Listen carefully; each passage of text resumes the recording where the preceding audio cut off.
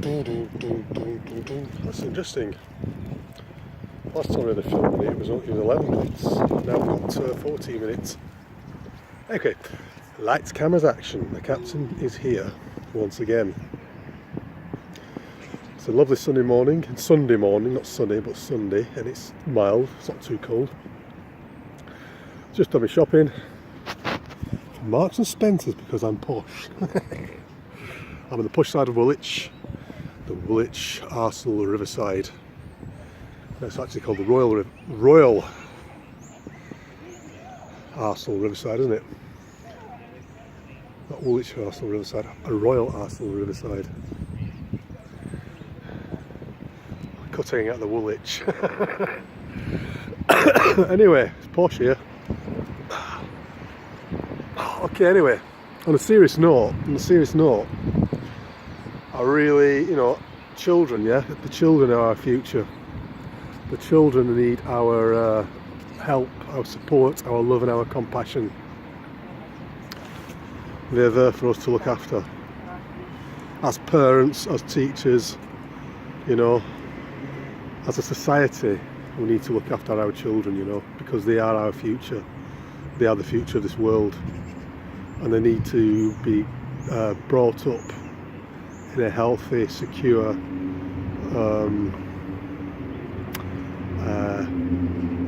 environment, and they need to be given love, compassion and everything. Treat the children with love and compassion, and you treat the future with love and compassion, you create a better future for this world. Neglect and abuse the children, you're neglecting and abusing the future of our world, of our as human beings, as a species, as a race, as a people, as a society. And there's nothing worse than any form of child abuse. It's the worst thing. It's the worst thing. I mean, Ted Heath's in the headlines today. I knew that for years. I knew Ted Heath was a paedophile for years, but now it's become mainstream news finally, Back in the day when I was looking into all that stuff, people say, it's all rubbish, conspiracy, tinfoil hat nonsense, Of course, it's all out in the mainstream now, isn't it, Because it's in the mainstream newspapers and the police chief says Ted Heath was a paedophile. It must be true then. But I've known that for years. And Jimmy Savile used to pimp the children for him. He used to provide children for him. That's why he got away with it.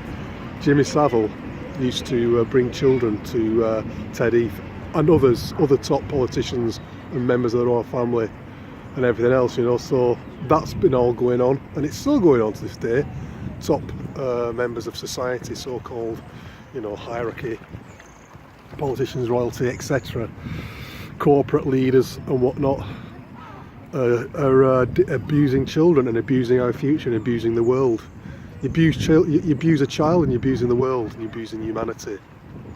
That's the long and short of it, And they're also abusing themselves. They're condemning themselves to I suppose you said they condemn themselves to hell, They're already in hell, actually. As Bob Marley sang that song, think you're in heaven but you're living in hell.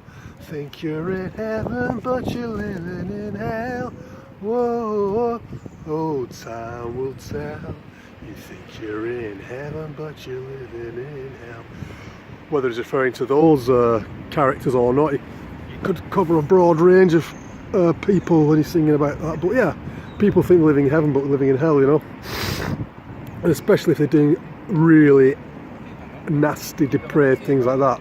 But children, they need our protection. When top members of society are abusing children, then they're abusing us as a human race. They're abusing the world, and they're abusing the future. They're abusing everything. They're abusing everything that humanity is supposed to stand up for, and they're not really humans. That's one thing. The other thing is, not such a heavy, deeper level, but if you have any kind of contempt for a child, even if it's just an attitude, if you think a child is, you know, if you have any kind of hateful feeling toward a child, you may not be doing anything wrong to the child, you may not be doing anything bad to the child, but you think bad thoughts towards a child, that is also bad, you know. That is also of a contemptible mentality.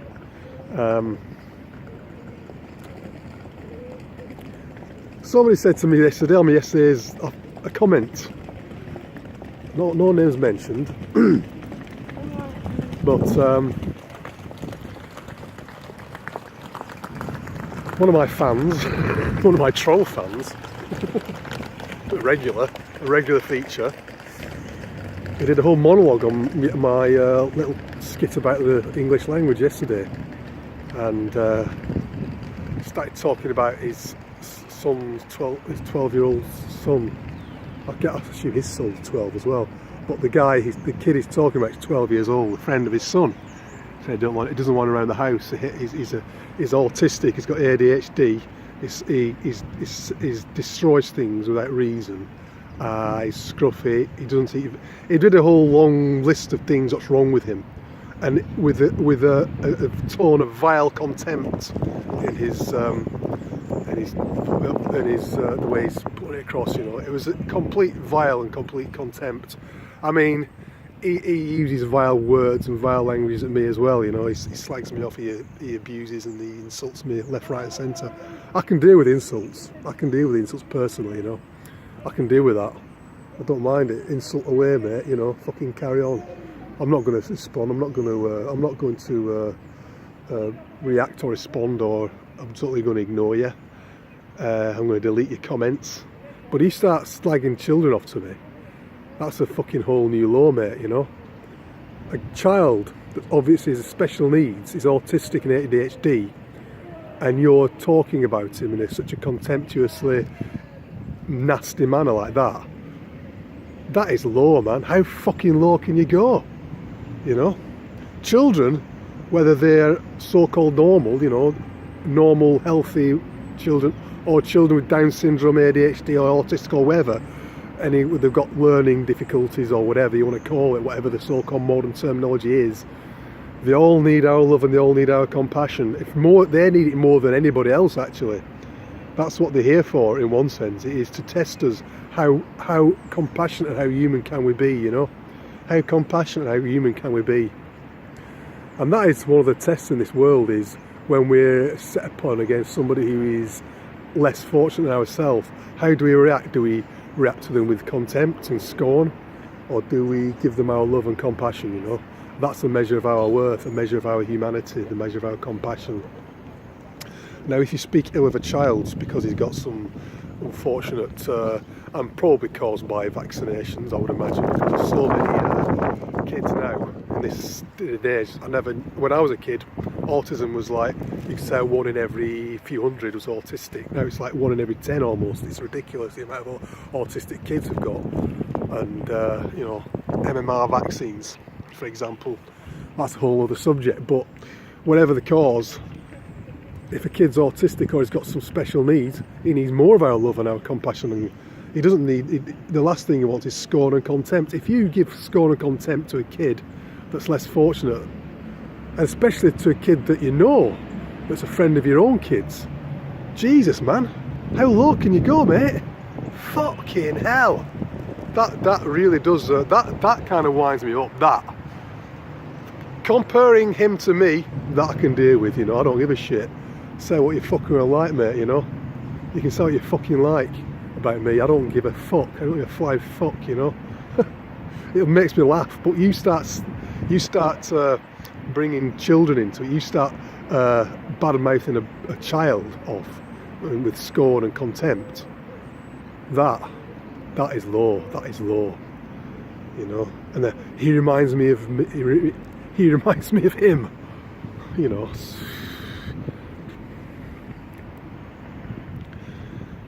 Anyway, that's got that off my chest. But yeah,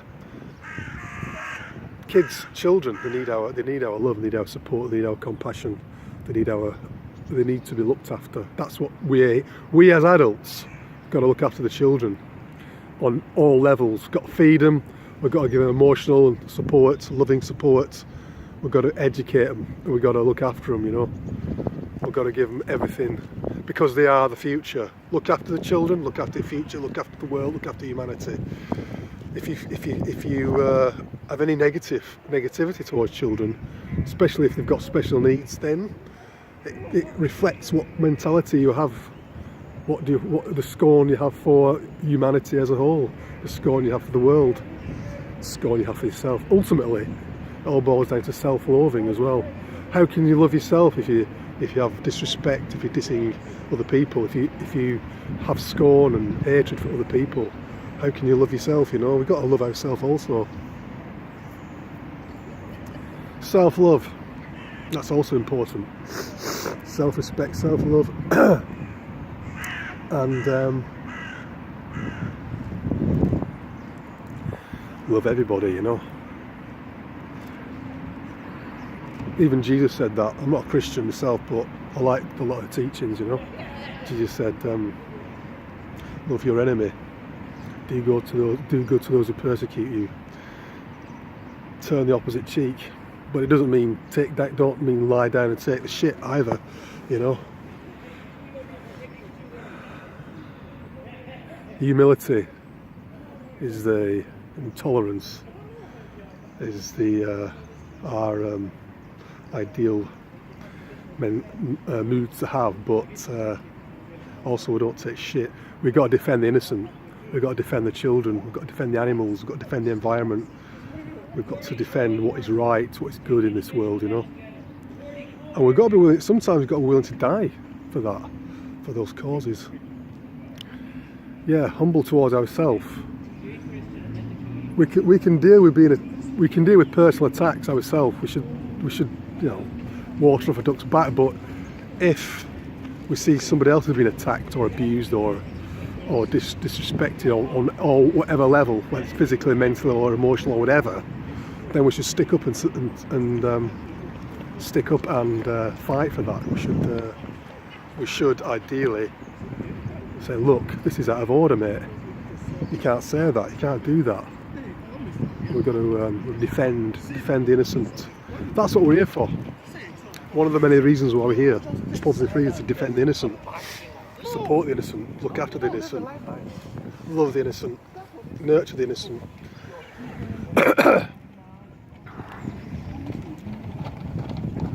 The children are our future. Love the children. You love the world, you love humanity, you love the future. That's it. Dun, dun, dun, dun, dun, dun.